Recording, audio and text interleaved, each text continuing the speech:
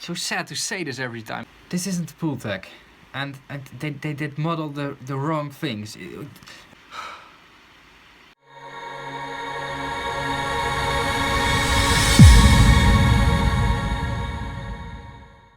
Hey everybody, welcome to Snake Oil or Not, a new weekly video series in which I'm going to try and review / first impressions / compare plugins. A small disclaimer, or actually a few small disclaimers for this video series. First of all, I do have an opinion and I'm not eager to show it. Second of all, I'm an analog guy, so yeah. That doesn't mean, however, that I don't use or like plugins.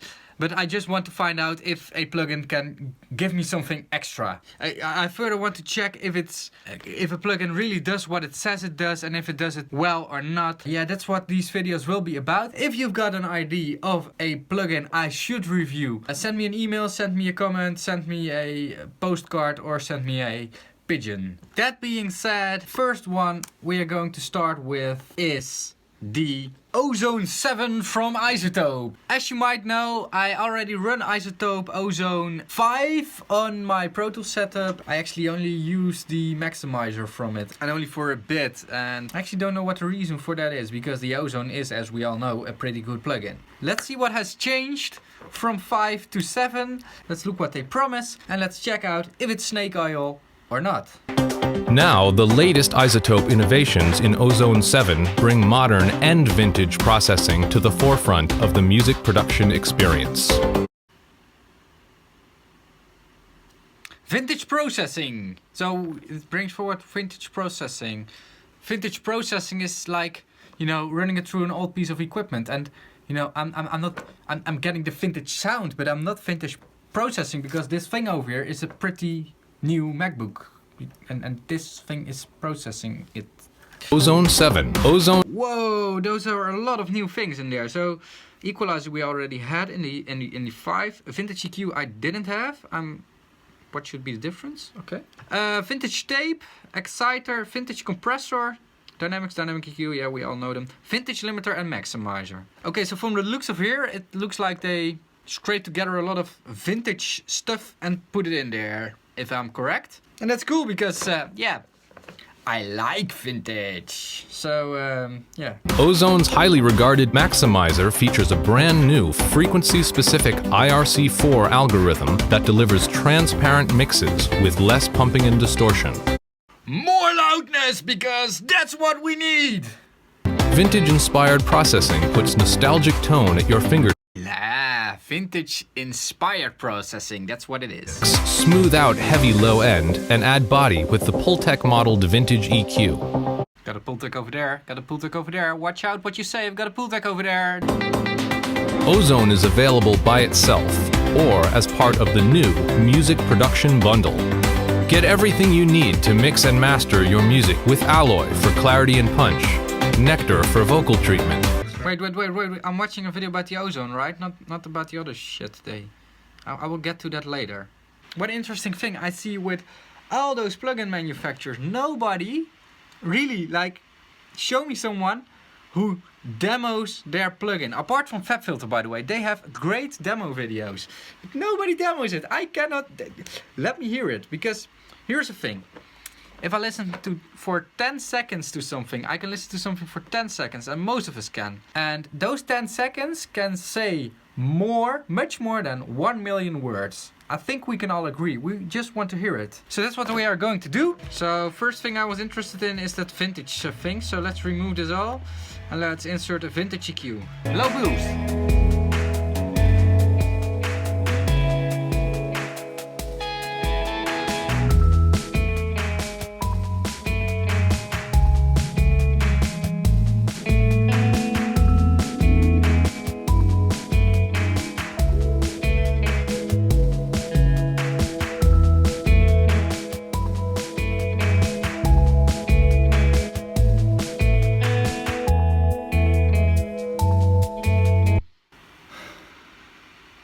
So sad to say this every time. This isn't the pool tech. And they did model the wrong things. First of all, if you're modeling a EQ, don't model the interface of an EQ, because one thing that sucks really hard from that Pultec thing is that it's got a separate boost and separate cut button. It just because of the analog circuitry they made it, not because of user interface easiness. This is not easy. You know, if I want to boost or cut, and I just want to fade around with it, but so that's the first thing. Second thing is, it doesn't sound like a Pultec. This isn't how a Pultec sounds. Everybody who ever heard a Pultec will directly hear the lows of a Pultec. Directly. It's the lows of a Pultec sound like a fist in your face.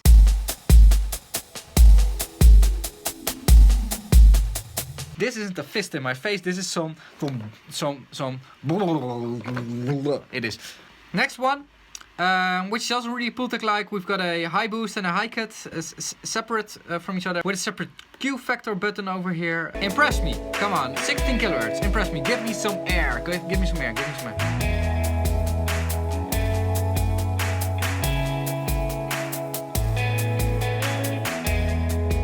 Okay, I have to give them this one, they did it pretty well. Pretty good, pretty impressive. They did a great job. Let's continue.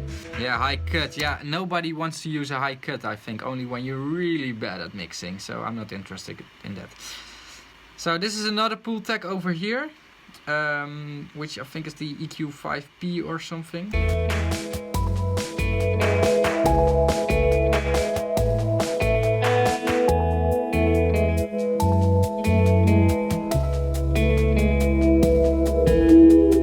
Does have some ringing. I don't know if the real one has it. I just don't know because I. Ooh, that sounds nasty.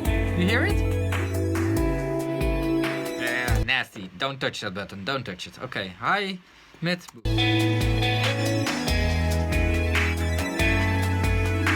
Okay, so the only thing I like about this is this part, the high boost. That's pretty cool. The rest is just snake oil. Vintage tape. Tape! Vintage tape, like, vintage tape.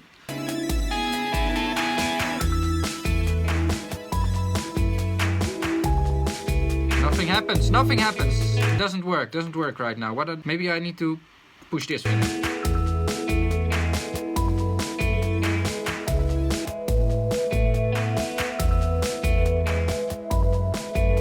I don't know what I'm hearing right now, but it sounds nice. It sounds nice, but not like a tape machine. So here's the thing. It sounds like someone at the office has explained to an engineer how a analog tape machine sounds like, and an engineer made it. That's how it sounds. But it doesn't sound like it's made by someone who has ever heard an analog tape machine. Vintage limiter. Let's compress the shit out of it. So vintage limiter has got a slow release, that's what we all think, because of the dried out capacitors. Just maintain your equipment.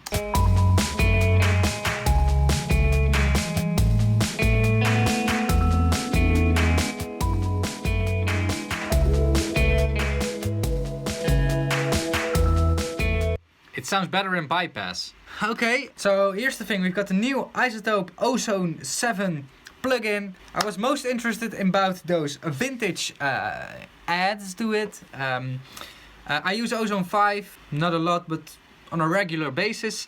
And to me, it doesn't really add anything. That high thingy from the Pultec is cool, but you know, it's way faster for me to just turn it up on the console. So it doesn't work for me, although I have to say the algorithms are pretty good for a plugin. So if you're looking for some color, go and get it. But if you think you will have a real vintage tape machine in your computer, you could better just buy a vintage tape machine, because then you will get what you will buy. Yeah, that's actually my conclusion on the Ozone 7. If you like this video, give me a thumbs up. If you didn't like this video, give me a thumbs down. Do it 2 times, that will help me a lot. Giving a thumbs down or a bad comment won't keep me back from making more of these videos, because I enjoy it. Yeah, I will be back next week with a new video, with a new plugin.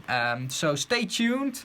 Subscribe to this channel over here for more videos about, well, anything I want to talk about and is studio related.